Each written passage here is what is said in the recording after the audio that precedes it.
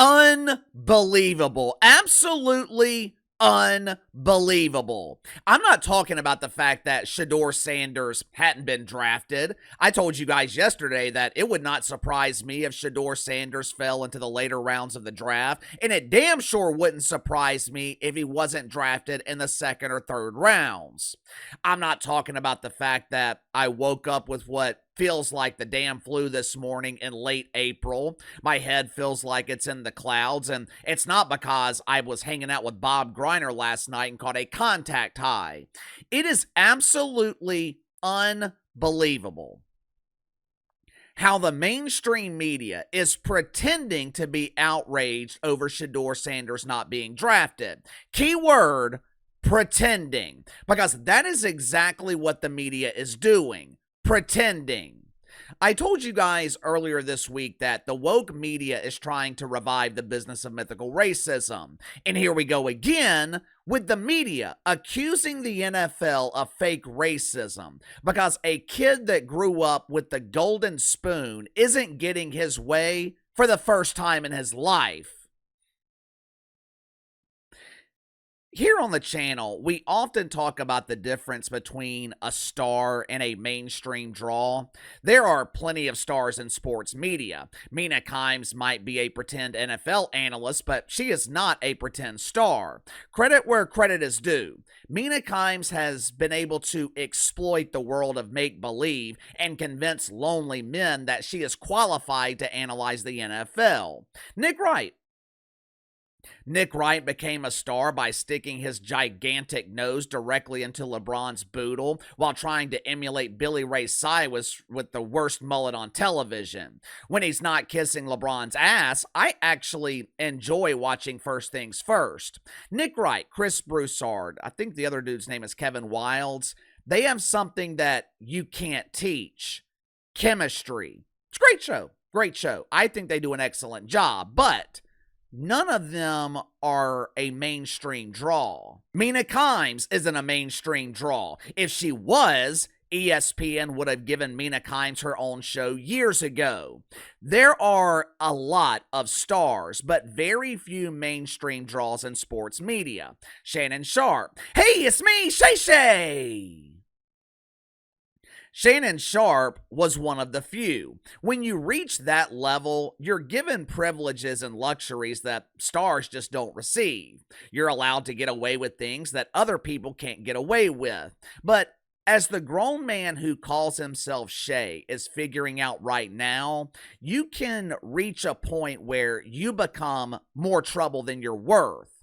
Sometimes there are stars who think they are mainstream draws. There are stars who think they're untouchable. Several years ago, Jemele Hill, she thought she had reached untouchable status, elite status. She thought she could get away with accusing the Trumper of being a white supremacist. She thought she could alienate half of ESPN's audience and there would be no consequences. Smelly Jemele mistakenly thought that she had made it, which is exactly what I think happened with Shedeur Sanders.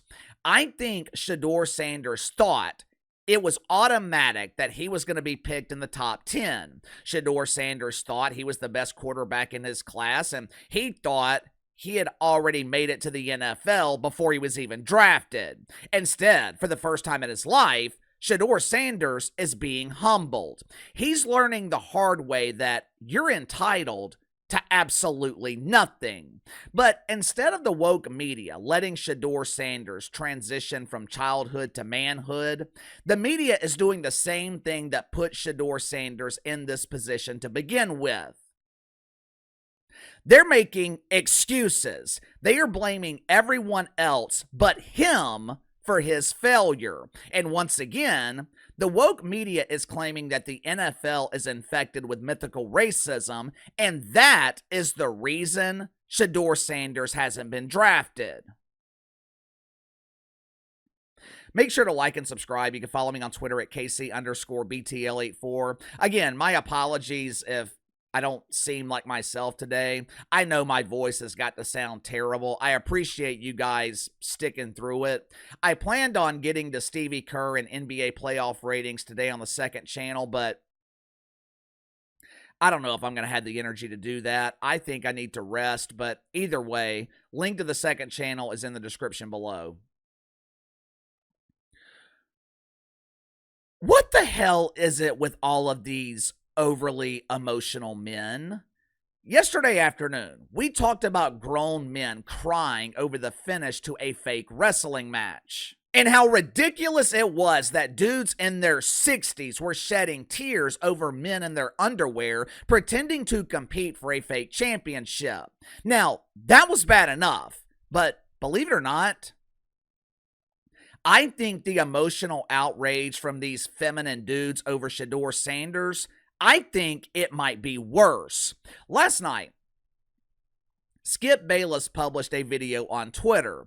This dude is so old, he was going to school with our former fearless leader, Johnny B. Biden. They were using rocks and chisels to pass notes to their secret admirers in class. Dear Greg, do you like me? Yes or no? Love, Skippy. Last night, in another desperate cry for attention, another desperate attempt to be accepted by a community that will never accept him. You know, I don't get it. If I'm not wanted somewhere, I leave. I don't beg for their acceptance. I don't beg for validation. But the self-esteem of Skip Bayless has been so shattered. This dude has been reduced to pandering to a woke media that will never accept him. He unleashed a tirade last night on Twitter where he was pretending to be distraught over Shedeur Sanders not being drafted. My wife, Ernest, just went to the store to buy more Kleenex. I've been crying all night. How has Shedeur Sanders not been drafted?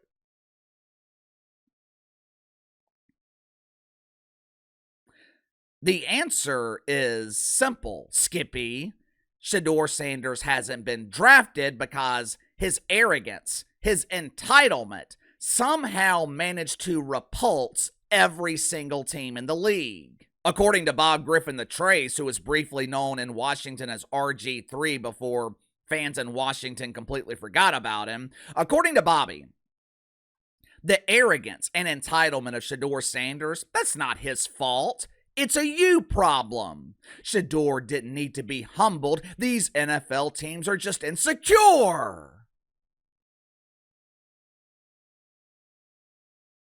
Insecure? How are 32 teams in the NFL insecure? Last I checked, the coaches, the general managers of those 32 teams, they're already in the league, while Shedeur Sanders is still sitting on his couch answering calls from WNBA dump divers, letting him know that if it doesn't work out in the NFL, he's always got a place in the WNBA. One of the worst responses I saw, it came from Stephen A. Smith. According to Stevie, this is not about Shedeur Sanders. This isn't about Daddy Dion. Somehow, this is about Colin Kaepernick and the racist NFL rejecting another innocent black man. Check it out for yourself. Someone just texted me this message and they're absolutely correct. Here we go again with Stephen A. Smith not having a mind of his own. Here we go again with the world's highest paid parrot repeating what he's been told to say. That someone who texted Stevie, it would not surprise me if that someone is a white executive at ESPN telling Stevie to use his platform to accuse the NFL of mythical racism. This is a damn disgrace. NFL teams are colluding to keep Shedeur Sanders out of the league. They don't want to see a young black man thrive.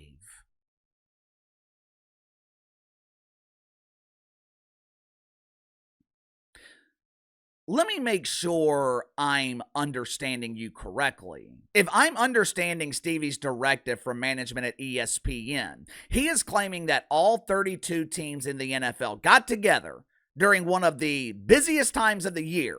They took a break from scouting players. They took a break from analyzing their draft board. And they all got together and made a pact that no one would draft Shedeur Sanders.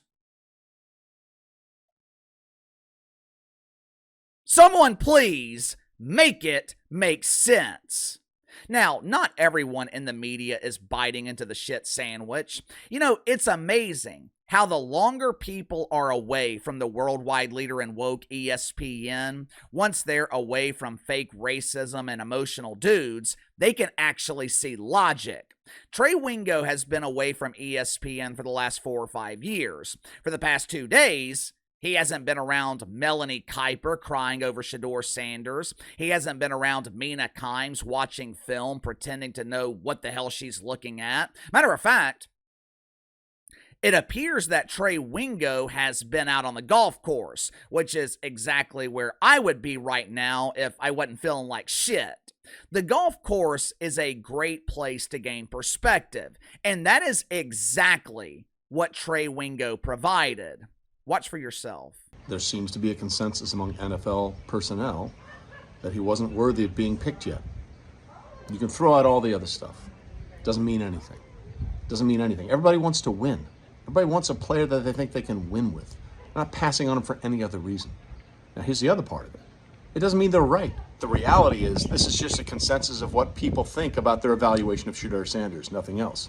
It also doesn't mean they're right in any way, shape, or form. That's it. It's that simple. It's really that simple. This is not a conspiracy. This isn't the illusion of collusion. It's damn sure not mythical racism. Shedeur Sanders hasn't been drafted because NFL teams aren't convinced that he gives them the best chance to win. Like I told you guys yesterday, I don't think this is about talent. I don't think it's about reading defenses or his ability to run a complex NFL offense. This is about the intangibles. This is about respect, or in the case of Shedeur Sanders, the lack of respect that he showed to people who are respected throughout the NFL. If you have one team speaking negatively about you, that could be written off as just a bad fit. If it's 2 teams, maybe it's a red flag. When it's multiple teams and they're all coming to the exact same conclusion about you, that is a you problem. It's a serious problem. Shedeur Sanders, he thought he had made it before he was drafted. He thought he was in charge and he wasn't even hired. Shedeur Sanders thought that he was the boss before he was even a made man. The number one thing NFL teams try to eliminate: distractions, especially at the quarterback position. What is Shedeur Sanders' biggest problem? He's a distraction. It's not hard to figure out why he hadn't been drafted, but give me your thoughts on this. Is the NFL colluding to keep Shedeur Sanders out of the league? Why has he fallen into the later rounds of the draft? At this point, I don't think it's outside the realm of possibility that Shedeur Sanders does not get drafted. What about you? Sound off in the comments below. I'll see you guys, I don't know, probably tomorrow.